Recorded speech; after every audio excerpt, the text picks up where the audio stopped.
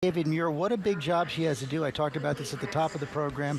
60% of the country, according to some polls, don't trust her. She's got to bring that number down. A massive trust deficit, George. You know, she talks to a welcoming room here in this convention hall, but she's really talking to the millions across this country, many of whom made up their minds about Hillary Clinton long ago. You know, it was almost a year ago, George, that she sat across from me and said she was sorry for that private email server. It was the first time she said that.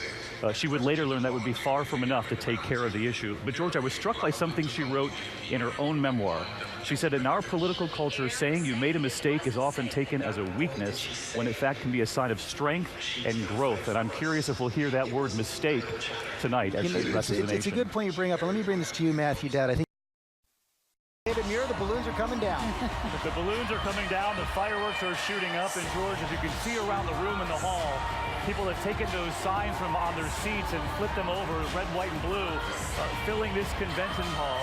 I got to say, George, you and I were talking about the trust issue, the trust deficit that Hillary Clinton faces going into November. And tonight, what she tried to do was paint questions about whether or not you can trust Donald Trump. Didn't really talk about trust when it comes to her, but instead asked serious questions about Donald Trump, saying it's true, I sweat the details of policy. And as you pointed out, she went down many of the details of that policy, and she reveled in doing so, saying he does not have plans for this country.